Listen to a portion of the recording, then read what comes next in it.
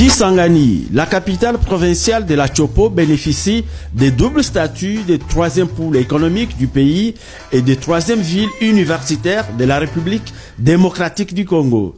Si l'université continue de rayonner sur la ville, la province et au-delà, ce n'est pas le cas de l'économie et de la production qui ont connu depuis bien longtemps un ralentissement, mieux la récession. La diminution des ressources financières a eu un impact réel sur la dégradation des infrastructures urbaines de base. Néanmoins, la ville de Kisangani peut compter sur la coopération internationale. Le problème de la ville de Kisangani, premièrement, c'est en rapport avec la voirie urbaine qui est en train de s'améliorer au jour le jour. Il y a aussi le problème en rapport avec l'électricité. Vous savez que notre centrale de la SNEL ne produit que 10 MW, alors que en réalité, on a besoin de plus de 40. C'est pourquoi nous louons l'effort du gouvernement provincial qui cherche à créer, à implanter une centrale photovoltaïque pour que nous puissions être bien alimentés.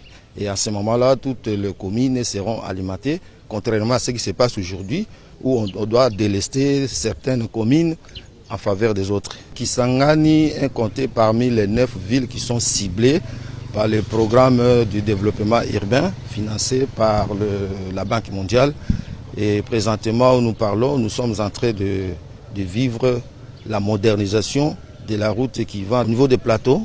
Les travaux avancent normalement et selon la promesse de la société chinoise qui est en train de travailler, d'ici fin janvier, nous aurons déjà une nouvelle route macadamisée. Ça fait déjà plus de 3 ans que nous sommes en train de négocier avec le PDI qui est soutenu par la Banque mondiale. Il y a d'abord le problème en rapport avec la voirie urbaine. Et après, il y a aussi d'autres infrastructures qui seront mises en place, notamment il y aura des nouvelles écoles, des nouveaux centres hospitaliers. L'abattoir public devra aussi être réhabilité, toujours par la Banque mondiale. La clinique vétérinaire de Kisangani aussi, ainsi le programme, et nous sommes en train d'aller mollo afin que tous ces projets soient devenus réalité.